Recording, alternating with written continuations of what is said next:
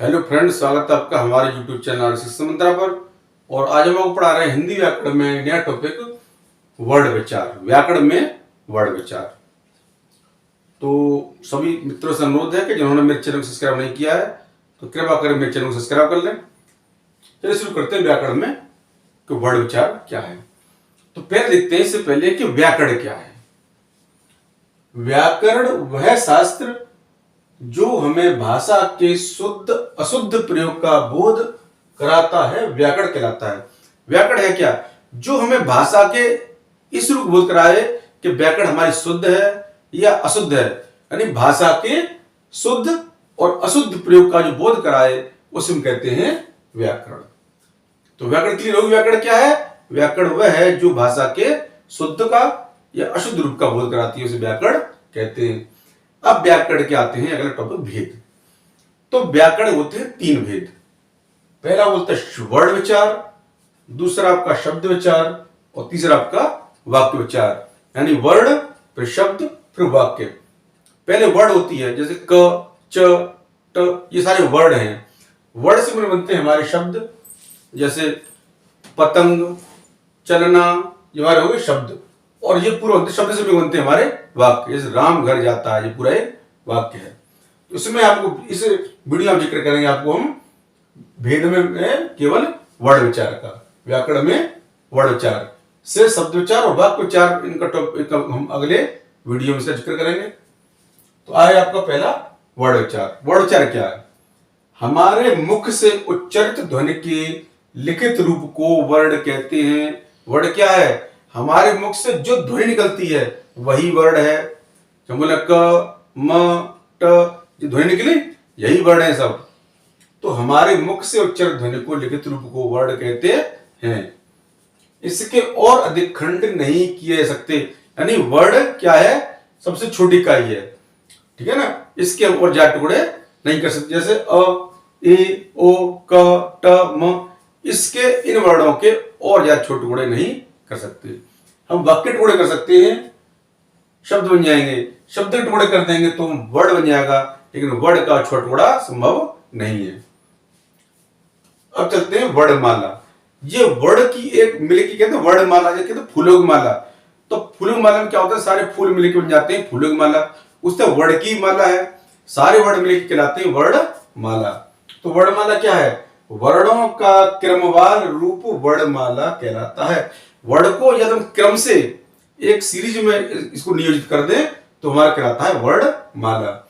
हिंदी वर्णमाला में कुल 52 वर्ण होते हैं, जो इस प्रकार है। बहुत बड़ा क्वेश्चन आएगा पहला, गौर कीजिए। हिंदी वर्णमाला में कुल कितने वर्ण होते हैं? तो क्या लिखेंगे उत्तर? 52। तो हिंदी वर्णमाला में कुल 52 वर्ण होते हैं, जो इस प्रकार हैं। अब कैसे गौर करेंगे? अ, आ, ए, ई, ओ, ऊ, रे, ए, ऐ, ओ, औ, ये हो गए हमारे स्वर, ये बोलते हैं हम स्वर। अंग, अ, अंग, अ, ये होते हैं दो हमारे अयोवा, यानी 11 हमारे स्वर हुए। अ, आ, ए, ई, ओ, ऊ, रे, ए, ऐ, ओ, औ, ये कुल 11 हो गए हमारे स्वर। अंग, ये 2 हो गए हमारे अयोवा। और अब शुरू होंगे हमारे व्यंजन। ये तो स्वर थे हमारे अब तक, स्वर थे हमारे। अब शुरू हुए हमारे स्वर, 11 स्वर, 2 अयोवा। अब आएंगे हमारे व्यंजन। व्यंजन कुल होते 39। बहुत क्वेश्चन आते हैं इसमें से ग्रामर में, कुल कितने स्वर हैं, कितने व्यंजन हैं, कितने अयोवा हैं, कितने अंतस्थ व्यंजन हैं, कितने उस व्यंजन हैं, कितने संयुक्त व्यंजन हैं। बहुत क्वेश्चन आते हैं इसमें से, कोई भी कंपटीशन हो क्वेश्चन आते हैं। तो शुरू करते हैं व्यंजन। कुल होते हैं हमारे कितने? 39 हमारे होते हैं व्यंजन। कैसे? शुरू करते हैं क से। क, ख, ग, घ, अंग, ये है हमारा क वर्ग। क वर्ग में आते हैं हमारे, प्रत्येक वर्ग में 5 आएंगे इसमें। तो क, ख, ग, घ, अंग, इसे बोलते हैं हम क वर्ग। फिर च, छ, ज, झ, य, ये हो गया हमारा च वर्ग। और च वर्ग हमारा एक वर्ड और है, इसको बोलते हैं ड, ढलिया बिंदी, ये हमारा एक वर्ड और है। अगला बोलते हैं हम ट से। ट, ठ, ड, ढ, ढ, इसे बोलते हैं ट वर्ग। और ट वर्ग हमारा एक, ढड़कन हमारा एक और है, ढा पे बिंदी ढाम, इसे बोलते हैं ढाम। ढक्कन ये है, इसको बिंदी, ये ढक्कन है और ढा पे नीचे बिंदी है ढाम, ठीक है ना। अगर है त वर्ग। त थ द ध न, ये हो गया हमारा त वर्ग के वर्ड। फिर अगला है प वर्ग, प फ ब भ म, ये हमारा प वर्ग है, ठीक है ना। अब चलेगा हमारा य र ल व, ये चार है हमारे अंतस्थ व्यंजन। प्रश्न आता है अंतस्थ व्यंजन कौन कौन से हैं, तो य र ल व, ये चार हमारे हैं अंतस्थ व्यंजन। स स स ह, ये चार हमारे हैं ऊष्म व्यंजन। अगला छ त छ ज्ञान स्र, ये चार हमारे हैं संयुक्त व्यंजन। ये परचम बहुत आते हैं, ठीक है ना। तो यह व्यंजन याद करने का तरीका है, आप याद कर लीजिए कचट तप। कचट तप यानी तप ऐसा किया जो कैसा था, कच्चा था, यानी कचट तप। तो ये हमारे सारे स्पर्श व्यंजन हमारे निकल के समझ जाएंगे। क वर्ग, च से च वर्ग, फिर ट वर्ग, फिर त वर्ग और प वर्ग, तो याद हो जाएंगे आपको। क वर्ग क ग ग म, च वर्ग च च ज ज य, ट ठ ड ढ, त थ द ध न, प फ ब भ म। तो कचट तप से आपके सारे व्यंजन निकल के स्पर्श व्यंजन आपके निकल के आ जाएंगे। तो ये हमारे ये 2 और 3 ये हमारे स्पर्श व्यंजन है। य लव अंतस्थ व्यंजन हो गया, स स स हमारा ऊष्म व्यंजन हो गया, और छत्र ज्ञान स, ये चार हो गए हमारे संयुक्त व्यंजन। अब अगला पॉइंट वर्णों के भेद। तो वर्ण के कुल 3 भेद होते हैं। पहला होता है स्वर, दूसरा होता है अयोगवाह और तीसरा होता है व्यंजन। पहला स्वर, दूसरा अयोगवाह और तीसरा व्यंजन। तो पहले जिक्र करें किससे पढ़ेंगे हम, स्वर क्या है। स्वर स्वतंत्र रूप से बोले जाने वाले वर्ड स्वर कहलाते हैं, यानी वे वर्ड जो स्वतंत्र रूप से बोले जाते हैं उन्हें कहते हैं हम स्वर। हिंदी वर्णमाला में कुल 11 स्वर हैं। तो कंपटीशन में आता है तो बताइए स्वर की संख्या कुल कितनी है, तो उसके लिए किस पर आएंगे 11 पर। तो हिंदी वर्णमाला में स्वर कितने हैं 11। कौन से, अ आ इ ई ओ उ ऋ ए ऐ ओ औ, ये कुल आप गिन लीजिए, कुल आपके ये 11 स्वर हैं। अ आ इ ई ओ उ ऋ ए ऐ ओ औ, ये 11 हो गए आपके स्वर। अब है स्वर के प्रकार, यानी इन 11 स्वरों को भी 2 भागों में बांट दिया है। 11 स्वर को भी बांट दिया गया है। तो स्वर होते हैं कुल 3 प्रकार के, 2 मुख्य, तीसरा कॉमन है। तो 3 प्रकार स्वर होते हैं। पहला ह्रस्व स्वर, दूसरा दीर्घ स्वर और तीसरा होता है आपका प्लुत स्वर। यानी ह्रस्व स्वर पहला, दूसरा दीर्घ स्वर और तीसरा प्लुत स्वर। यानी इन 11 स्वरों को भी बांट दिया गया है जी, ह्रस्व, दीर्घ और प्लुत में। इसमें जिक्र करेंगे ह्रस्व स्वर क्या है। जिन स्वरों के उच्चारण में सबसे कम समय लगता है वो कहे जाते हैं ह्रस्व स्वर। ये कुल 4 होते हैं, अ ए ओ और रे। इन 11 में आपका अ ए ओ और रे, ये 4 हो गए आपके कितने, ये 4 हो गए आपके ह्रस्व स्वर, जिनको उच्चारण में बहुत कम समय, जैसे अ ए ओ बहुत जल्दी बोले जाते हैं। अब दीर्घ स्वर, दीर्घ नाम दीर्घ है, दीर्घ माने बड़े। जिन स्वरों के उच्चारण करते समय ह्रस्व स्वर से दुगना समय लगे वो कहलाते हैं हमारे दीर्घ स्वर। और ये कुल संख्या में 7, ठीक है। कौन से, अब इन 4 निकाल दीजिए आप, कुल 11 थे। अ ए ओ रे निकाल दीजिए, कौन से रहेगा इसमें, आ ई उ ए ऐ ओ औ, तो कुल 7 रह गए। आ ई उ ए ऐ ओ औ, तो 11 में आपके 4 हो गए ये ह्रस्व स्वर जो बहुत जल्दी बोले जाते हैं, और जिन थोड़ा दूर से लगता है वो होते हैं आपके साथ ये दीर्घ स्वर। अगर है आपका सीधा प्लुत स्वर, प्लुत। प्लुत स्वरों के उच्चारण में ह्रस्व स्वरों से 3 गुना अधिक समय लगता है। इसमें लगता है 2 गुना, इसमें लगता है 3 गुना समय। और इनकी संख्या केवल 1 है, यानी प्लुत स्वर केवल 1 होता है। इसका चिन्ह है जो ओ वाला, ओ यानी एस की तरह इसके बनाते हैं, एस की तरह उच्चारण में आता है ये ओ, इसका उच्चारण ओ होता है। एग्जाम्पल ओम, कहते ओम। अब ओ केवल ओम बोलते ओम तो नहीं आएगा ये, ओ को हमने बहुत ज्यादा समय तक बोला ओ, तो ओ का जो लहरा आया तो ये वो मानो ये आपका ये वो सन व्यक्त करेगा, ठीक है ना। तो ओम। दूसरा सुनो, हम कहते हैं सुनो, तो क्या सुनो लिखेंगे, हम बोले सुनो, तो ओ को जो लगातार बोल रहे हैं तो हमें डबल एस इसमें बढ़ती जाएंगी, इस तरह एस बढ़ती जाएगी। तो उसका जो उच्चारण होता है ओ। अब स्वर का हमने कर लिया, स्वर होते हैं कुल 11, कुल स्वर होते हैं कुल 11 और 11 में डिवाइड करते हैं हम 3 भागों में, ह्रस्व, दीर्घ और प्लुत। अब दूसरा आपका अयोगवा। अयोगवा क्या है? जो वर्ण न तो स्वर और न व्यंजन का आधार लेकर बोले जाए, यानी इन अयोगवाओं में न तो स्वर का न तो स्वर को का सपोर्ट लेना पड़ता है और न व्यंजन का, अयोगवा कहलाते हैं। और इनकी संख्या केवल 3, यानी आ जाता है कुल कितने अयोगवा हैं? 3। और कौन कौन से? वो 3 अयोगवा हैं आपके अंग, अह और आप है चंद्रबिंदी। अंग यानी आप है बिंदी केवल, आप है विसर्ग, अंग, अह और आप है चंद्रबिंदी। ये आपके 3 होते हैं आपके अयोगवा। अब बताए हमने आपको अयोगवा होते हैं कुल 3। अब कौन से? अंग, इसको अनुस्वार बोलते हैं, दूसरा आप चंद्रबिंदी से बोलते हैं अनुनासिक, और तीसरा अह, इसे बोलते हैं विसर्ग। तो अंग अनुस्वार की मात्रा होगी इसकी कौन सी? एक बिंदी, इसे शब्द है इसका अंगूर। आप चंद्रबिंदी इसे बोलते हैं अनुनासिक, मात्रा इसकी चंद्रबिंदी, और शब्द इसका अंधेरा। आप चंद्र लगी अंधेरा। तीसरा इसका अह यानी कि विसर्ग। इस विसर्ग की मात्रा है 2 बिंदी पर नीचे, इसको बोलते हैं विसर्ग, और उसका है अतः। ये विसर्ग हमेशा लास्ट में लगता है। और जो थोड़ा अनुस्वार, अनुनासिक और विसर्ग, इसके बाद थोड़ा डिटेल अध्ययन करेंगे। तो अनुस्वार क्या है? अनुस्वार क्या है? ये अंगूर, इनके उच्चारण में हवा केवल नाक से निकलती है। यानी अनुस्वार के उच्चारण में हवा कहां से निकलती है? केवल नाक से निकलती है। और इनका उच्चारण अधिक जोर से होता है, जैसे अंक, हंस, गंगा, वंश, ठीक है, अंत, यानी थोड़ा थोड़ा जोर लगा रहे हैं, जैसे अंक थोड़ा जोर लगा रहे हैं। ये हमारे हो गए सारे अनुस्वार, यानी ऊपर एक बिंदी आती है, वो सारे होते हैं हमारे अनुस्वार। दूसरा अनुनासिक, ये स्वर मुख और नाक दोनों से बोले जाते हैं।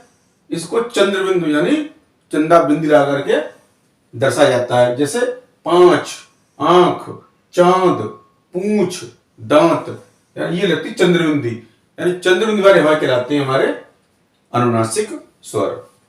और तीसरा होता है विसर्ग, जिस ध्वनि चिन्ह का उच्चारण ह के समान होता है उसे विसर्ग कहा जाता है। इसका प्रयोग शब्द के अंत में किया जाता है, जैसे अतः, अतः थोड़ा किसका चढ़ा रहा है? ह का। अतः, प्रायः, पुनः, ये हमारे क्या सारे विसर्ग हैं। तो ऊपर पहला अनुस्वार था, एक बिंदी केवल, अनुनासिक चंद्रबिंदी, और विसर्ग पीछे 2 बिंदी ऊपर नीचे होते हैं हमारे विसर्ग। इस पर हमारे स्वर कंप्लीट हुए और आगे पढ़ाएंगे आपको व्यंजन। व्यंजन क्या है? व्यंजनों के उच्चारण में स्वरों की सहायता लेनी पड़ती है, यानी क, ख, ग से क्षेत्र ज्ञान तक आप सब व्यंजन है। तो व्यंजन ये बिन इनके लिए ये वैसे ही बोले जाते हैं। जब इनको बोलना है तो हमको स्वरों की सहायता लेनी पड़ती है, किनको? व्यंजनों को बोलने में।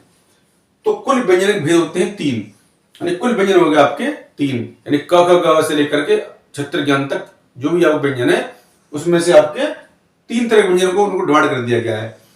पहला होता है स्पर्श व्यंजन, दूसरा होता है अंतस्थ व्यंजन, और तीसरा होता है ऊष्म व्यंजन। पहला स्पर्श व्यंजन, दूसरा अंतस्थ व्यंजन, और तीसरा होता है ऊष्म व्यंजन। अब आपका पहला शुरू होता है व्यंजन में स्पर्श व्यंजन। क्या स्पर्श व्यंजन है? जिन व्यंजनों का प्रयोग करते समय मुंह से निकलने वाली वायु उच्चारण स्थान को स्पर्श करती हुई बाहर आती है, उन्हें हम स्पर्श व्यंजन कहते हैं। यानी जो वायु है वो किन्हीं निचले स्थानों को स्पर्श करे तब बाहर आए, उसे हम कहते हैं स्पर्श व्यंजन। इनके ये 5 वर्ग हैं और प्रत्येक वर्ग में 5-5 व्यंजन है। तो 5-5 कितने हो गए? 5×5 यानी कुल होते हैं 25, और 2 एक्स्ट्रा होते हैं, तो कुल हो गए 27 स्पर्श व्यंजन। तो इनके 5 वर्ग हैं, प्रत्येक वर्ग में 5-5 व्यंजन हैं। जैसे पहला वर्ग क वर्ग, च वर्ग, ट वर्ग, त वर्ग और प वर्ग। मैं कहा था कचट तप, याद करें इसको, कचट तप। तो क वर्ग, च वर्ग, ट वर्ग, त वर्ग और प वर्ग। तो क ख ग घ, च वर्ग में च च ज ज ज, ट वर्ग में ट ड ड ढ, त वर्ग में त द द न, और प वर्ग में प ब ब म। ये कुल हो गए 25 स्पर्श व्यंजन और 2 और होते हैं स्पर्श व्यंजन, डाडलिया बिंदी ड और ढ, ये कुल 2 स्पर्श व्यंजन और हैं, तो कुल 27 हो गए आपके स्पर्श व्यंजन। दूसरा आता है इसमें अंतस्थ व्यंजन। अंतस्थ वे व्यंजन जिनका उच्चारण स्वरों तथा व्यंजनों का मध्यवर्ती होता है, यानी स्वर व्यंजनों का दोनों का मध्यवर्ती मीडिएटर होता है, अंतस्थ व्यंजन कहलाता है। ये अंतस्थ व्यंजन होते हैं कुल 4। कौन से? य, र, ल, व। परिचय कैसा आता है कि बताइए इसमें कौन सा अंतस्थ व्यंजन है। एक दे देगा इसमें त, थ, द, ध, एक दे देगा इसमें र, तो र पे में टेक लगाना है।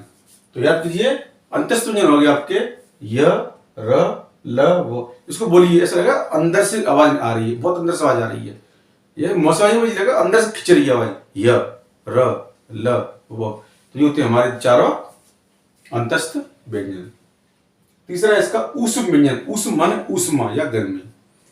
वे वर्ण जिनका उच्चारण करते समय मुंह से ऊष्मा या गर्मी पैदा होती है उनको ऊष्म या व्यंजन कहलाते हैं। ये विचार है श, स, स, तीनों सा सीटी, सा षटकोण, सा सपेरा, तीनों सा और ह, ये 4 होते हैं ऊष्म व्यंजन। तो इसको बोलने में सकता है मुंह से गर्मी से निकल रही है, तो 4 हमारे हो गए ऊष्म व्यंजन। ये परीक्षा में आते हैं। बताइए ऊष्म व्यंजन इसमें कौन सा है? एक दे देगा इनमें से कोई है और इनमें से दे देगा, तो इसमें जो होगा ये 4 में जो होगा वो आपको टिक लगा देना है उस पर। अब अगला संयुक्त व्यंजन। नाम से क्लियर है, संयुक्त माने जो मिलकर बना हो। तो वे व्यंजन जो दूसरे व्यंजनों के सहयोग से बने होते हैं उनको संयुक्त व्यंजन कहते हैं। ये 4 होते हैं छ, त्र, ज्ञ और स्र। देखिए किस में बना हुआ है? छ, छाछत्री। ये छ में बना हुआ है क और स से, क और पिटचरा स से। त्र, त्र बना हुआ त और र से मिलकर बना त्र। ज्ञ, ज्ञ बना है आपका ज और य से, और स बना हुआ श और रा से। इस पर आपके ये हो गए तीनों स्पर्श व्यंजन, अंतस्थ व्यंजन, ऊष्म व्यंजन, और ये आपका होगा संयुक्त व्यंजन। तो इनसे कौन कौन से प्रश्न बन सकते हैं बताते हैं आपको। जैसे बचता है इसमें पहला, वर्णों का क्रमवार रूप क्या कहलाता है? इसका आंसर होगा वर्णमाला। अगर हो सकता है अ, ए, ओ, रे है, ये किस प्रकार के स्वर हैं? आंसर होगा ह्रस्व स्वर। वर्णमाला में स्वरों की संख्या कितनी है? तो टिक लगाएंगे इस पर 11 पर। य, र, ल, व, ये कैसे व्यंजन है? लिखेंगे हम अंतस्थ व्यंजन। कैसे व्यंजन है ये? अंतस्थ व्यंजन। स्वरों के भेद होते हैं कितने? 1, 2, 3, 4, टिक लगाएंगे 3 पर। स्पर्श व्यंजन के वर्ग हैं कितने? वर्ग होते हैं स्पर्श व्यंजन के वर्ग होते हैं 5। कचट तब दायदा 5 वर्ग होते हैं। ऊष्म व्यंजन है तो कुल 4 ऊष्म व्यंजन हमारे स, स और ह। भाषा की सबसे छोटी इकाई क्या कहलाती है? टिक लगाएंगे वर्ण पर। अंग तथा अह ये क्या है? क्या कहलाते हैं?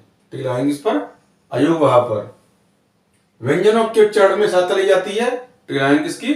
स्वरों की। दिल्ली शब्द में किस व्यंजन का प्रयोग किया गया है? इसमें द्वित्व स्वर। कौन स्वर? द्वित्व व्यंजन का।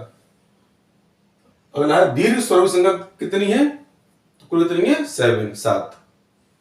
ल किस प्रकार का व्यंजन है? अंतस्थ व्यंजन। और अंत में हो सकता है त्र, किस प्रकार व्यंजन है? तो संयुक्त व्यंजन। 76 ज्ञान से 4 होते हैं ना, तो उस पर कई वजह से बन सकते हैं। तो फ्रेंड्स, अगर आपको मेरा वीडियो पसंद आए लाइक करें, शेयर करें और मेरे चैनल को सब्सक्राइब अवश्य कर दें। धन्यवाद।